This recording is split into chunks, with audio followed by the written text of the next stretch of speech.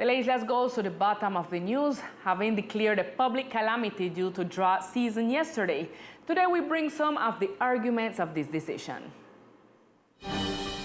The shortage of drinking water on the island became the biggest problem of the islanders, who for years have demanded from the government actions to mitigate the lack of the resource in the dry season, because the shortage of this resource is exhausted for several months during the drought. Therefore, the Departmental Council of Risk Management made the decision to declare public calamity during this season. On this occasion, the fire commander explained the arguments that were presented yesterday for making the decision. Yesterday, we did have a meeting with the governor.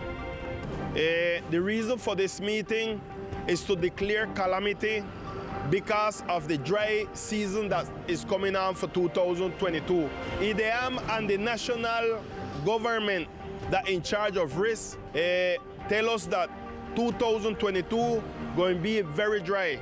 We're going to have less rain, less water, and we're going to suffer not because the water that we consume, but the land, the earth going to be drier, and we're going to have people without drinking water, and the ground going to be dry, and that going to generate forestal fires.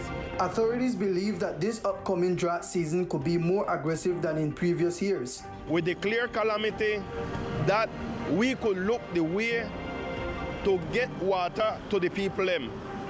Why? At this moment, the only water truck or supply truck that the department have to take water to all the people that don't have water is one water truck that is for the Office of Risk Management. Bombero using this water truck to try to reach to the people, but with one truck, we cannot reach to everyone. The fire department commander is emphatic that the declaration of public calamity in the department is a tool to carry out an action plan to try to mitigate the effects of the drought in the department. So we have to come together, make plans and take action that the people could get water in the next weeks. Lastly, it is important to remember that a large percentage of the islander sectors do not have a potable water connection to the island and supply their basic needs by storing rainwater.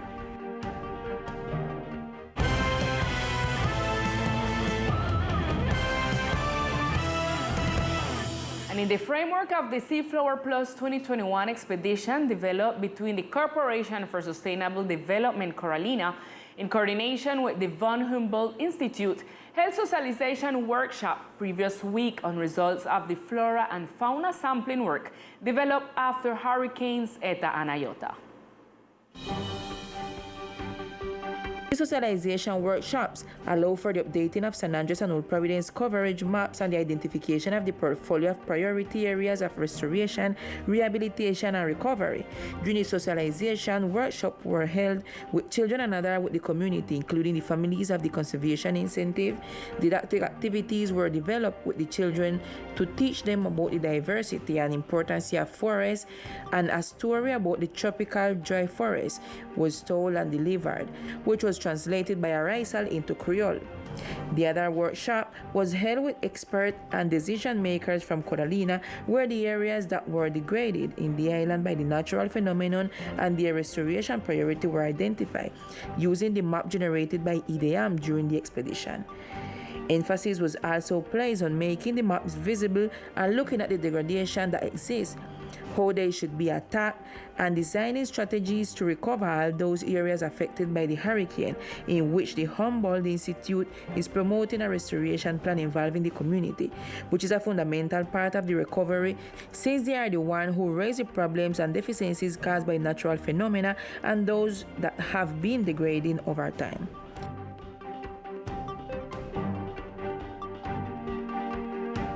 And in other news, after 2 years of pandemic, students in the department returned a month ago to face-to-face classes.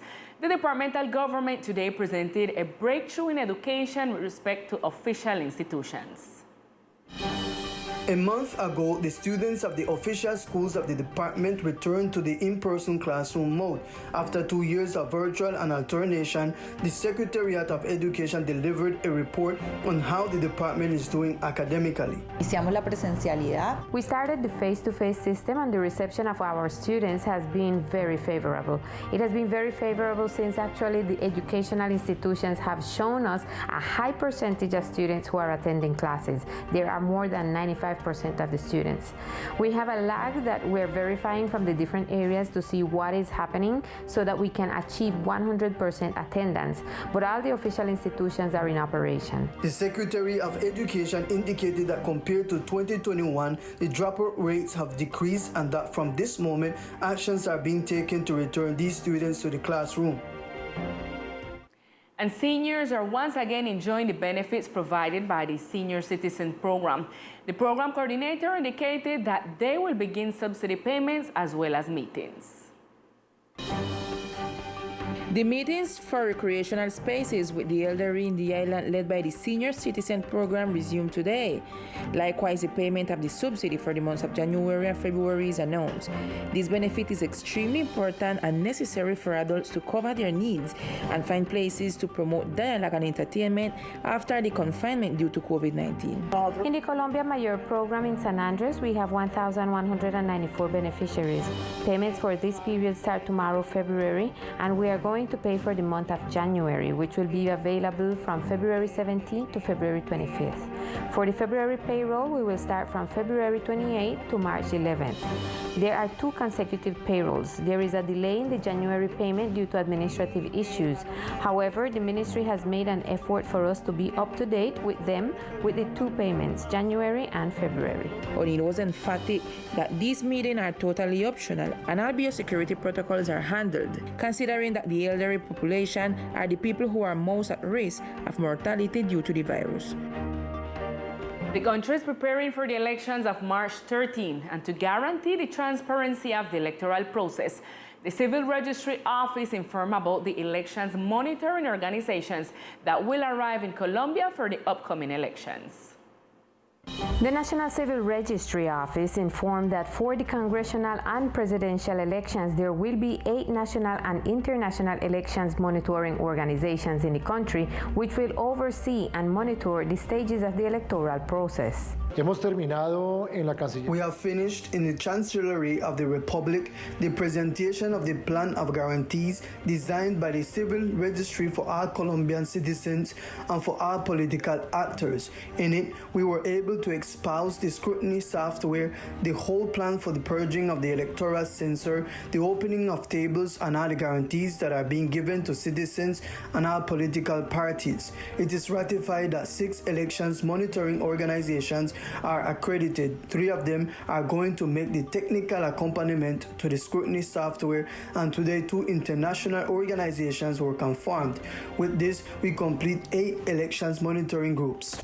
For these elections to the presidency and House of Representatives on March 13th, the country has 38 million possible voters. In San Andres, a total of 47,000 citizens will be able to vote, while for all Providence, there is a total of 4,000 possible voters.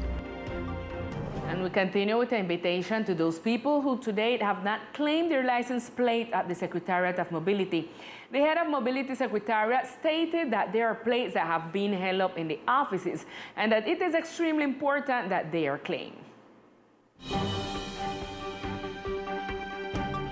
New ranges of license plates ready to be delivered in the offices of the Secretariat of Mobility in the islands. Therefore, the Secretary of Mobility invites the community to come and claim the license plates of their vehicles and the copies of the same that has already been requested.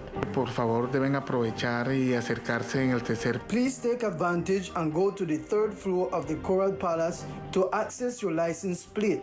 Also remember that many users have come to get copies of this which are never claimed and are also held up. The Secretary of Mobility stated that he sees the possibility of organizing a massive day of delivery of license plates and other services. Vamos a hacer una placatón, vamos a invitar a todas las We are going to make a license plate campaign, and we are going to invite all the citizens. We will facilitate everything concerning the delivery of the plate and other services such as consultation of fines, taking into account that Law 2155, which determines now in March the benefits of discounts offered by this law for the payment of fines. As well as the delivery of license plates and information of fines, other service will be provided, so the community is invited to be attentive of the date to be established. And now let's get to know other facts that are making news today in our brief news section.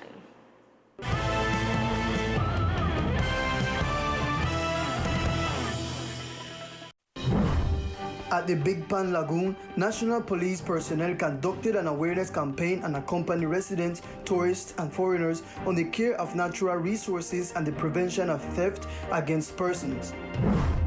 At the House of Culture in the Hill Sector, the first meeting of the year of the Golden Fraternity Clubs of the Adulto Mayor program was held by the Secretariat of Social Development. These spaces are intended to provide spaces for creation, healthy coexistence, and healthy lifestyle habits for older adults on the island. The Secretariat of Tourism conducted a decoration and beautification workshop in Haines Cay. During this activity, bags of organic waste, vegetation, and other elements were collected. The local government informed that these cleanings will be conducted periodically to contribute to the welfare of the environment in the tourist attraction.